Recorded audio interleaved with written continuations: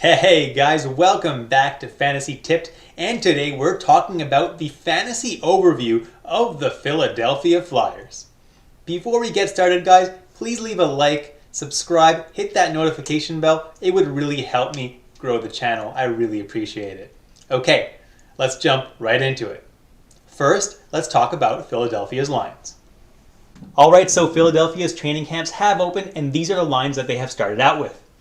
Giroux, Couturier and Voracek on that top line, Lindblom, Hayes, and Konechny on that second line, JVR, Nolan Patrick, and Farabee on that third line, and Raffle, Lawton, and Aubé-Kubel on the fourth line. Now after recording this video, Philadelphia switched up their lines a little bit, and their first line is now Lindblom, Couturier, Konechny. Their second line is now Claude Giroux, Kevin Hayes, and Joel Farabee.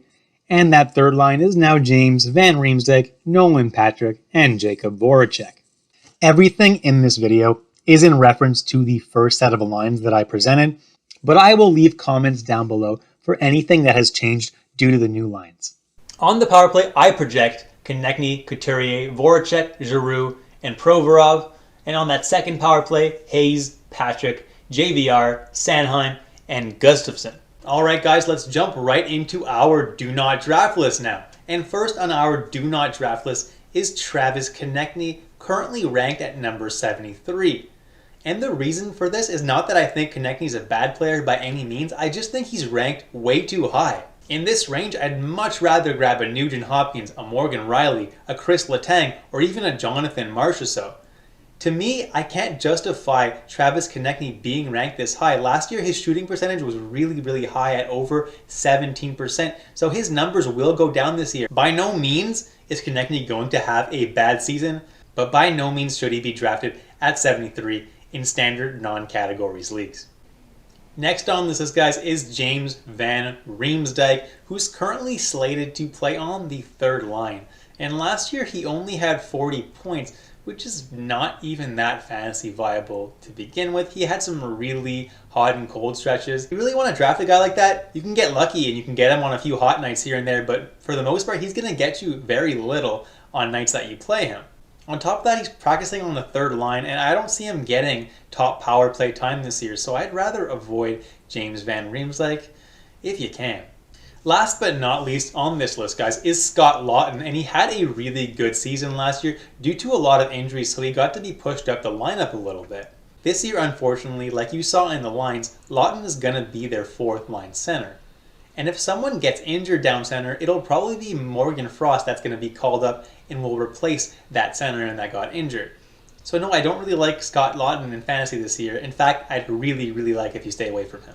Alright guys, so now that we're done with our do not draft list, let's jump right into our draft list. And first on our draft list, guys, is Carter Hart. Carter Hart is a fantastic goalie, and he's really proved that over the last couple of seasons. He's a really easy draft at 31.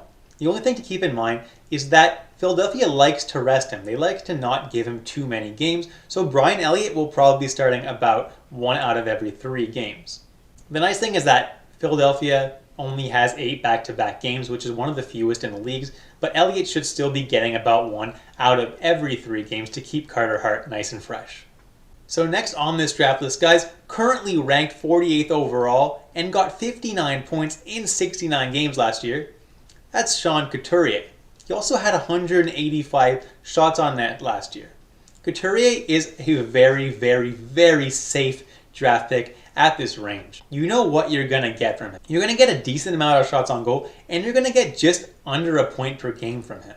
He should be playing with Giroux pretty much the entire season, so there's no reason to believe Couturier's numbers will be going down this year, and I absolutely do not mind drafting him at 48. Next on this list, guys, is Claude Giroux, currently ranked at number 60. And that's a pretty good ranking for him because you never know with Claude Giroux. He can have a really huge season or he can have a pretty good season. He's also a very safe pick at number 60. He'll get you a good amount of shots on goal and should play at about a point per game pace. Alright, so next on this list, currently ranked at 103 overall, is Ivan Provorov. Last year he had 36 points in 69 games, which is okay, but he was getting constant top power play time. He was always on that top power play, so his numbers aren't that great, all things considered. He got a lot of block shots though, which is very, very nice, and hits for Bangers League, which is pretty good too, so he's a pretty safe pick at 103. The only thing I'm worried about is Philadelphia signed Eric Gustafsson in the offseason. And we all know from a couple seasons back that Eric Gustafsson could be very, very deadly on the right power play. Because of the signing, they have the option to move Provorov down to the second power play unit and make him focus a little bit more on his two-way game, on his defensive game. That's the only thing I'm a little bit worried about, but let's just keep an eye on their training camp lines and see if that does happen. If not, Provorov is a very, very safe option. Alright guys, so next on my draft list is my must draft of the video, and that is Jakub Voracek, currently ranked at 183. And to me, this ranking doesn't make any sense at all. How is Jakub Voracek ranked so freaking late? People being drafted around that range are Eric Stahl, Lawson Krause, Brandon Tanev, Kevin Hayes.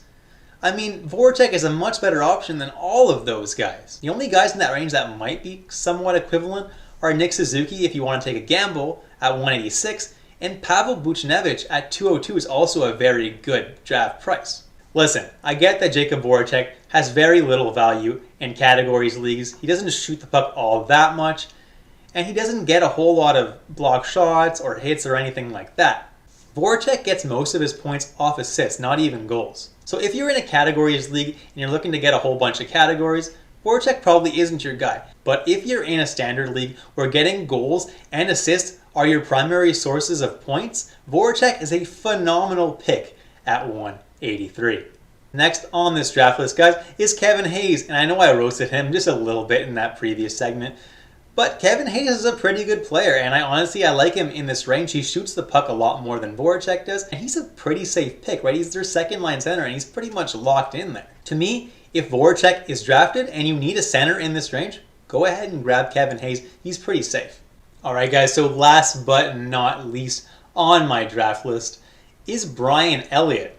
And I kind of spoke about this before, right? I think Elliott's going to be getting about 1/3 of the games in Philadelphia. That's what they did last year. They like to rest Carter Hart. They don't want to make him play too often.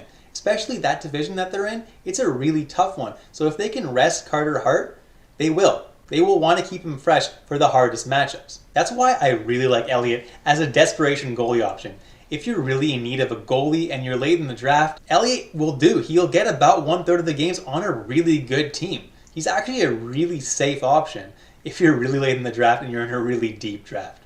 Alright guys, so now that we're done with the draft list, let's jump into the keep an eye out for list. And as you can see with the names on this list, you can see that Philadelphia really has an abundance of riches. They have so many good players, but the problem is when you have that many good players, you can't play all of them the minutes that they maybe deserve. I'll get into that more in a minute. First off on this list, guys, is Eric Gustafsson. And like I discussed before with Provorov, if Eric Gustafsson ends up getting that spot on the top power play, you absolutely have to scoop him up off your waiver wire when the season starts. That's the only way I would grab or draft Eric Gustafsson. Otherwise, leave him on your waiver wire. He's not going to do you too good as a defenseman playing on that second power play. Next on this list, guys, is cancer survivor Oscar Lindblom. I'm so happy that he pulled through and made it through all those cancer treatments, and he's ready to go this year. He's ready. He even played a couple of games in the playoffs last year. The reason he's on this list is because I'm not sure how good he'll be to start off, because he'll probably be a little bit slow because he hasn't really played in a really long time. Yeah, he got 2 games in the playoffs, but that's not a whole lot. I'd like to see how he looks before you go and add him to your team. As it is, he's not being drafted anyway, so you don't have to worry about someone adding him before you. Just keep an eye on him, and if he looks good, you might want to consider adding him to your team once the season begins. Next on this list is Joel Farabee, and the reason he's here is because he's playing on the third line right now. Like I said, Philadelphia has an abundance of riches, and Farabee is a great player, but he's getting third line time, and I don't really like that. But if there are injuries and he moves up the lineup, he's definitely a guy you can grab. Same thing goes with if they decide to play him on the power play. They did that at one point last year, and he started to go off. So if they do that again, or if there's an injury, you can go ahead and add Farabee to your team. Next on this list, guys, is Nolan Patrick, who missed the entire season last year due to a migraine disorder. Apparently, that's all past him now, and he's ready to play this year, which is great. This guy was a second overall pick, and he might be able to finally show it this year. He's going to start as the third line center, so unfortunately he's not going to have the craziest amount of opportunities, but they might play him on that second power play, and if he looks good, maybe they could even elevate him to the top power play. Let's keep an eye on him and see how he looks.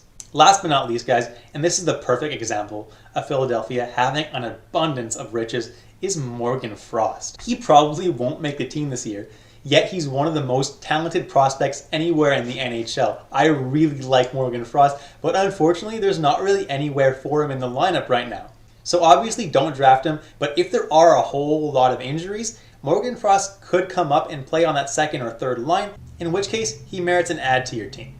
Alrighty guys, you've reached the end of the video. Thank you so much for watching all the way through. I really appreciate the support. Please leave a like, subscribe, hit that notification bell, and leave a comment down below. Let me know how I can improve these videos.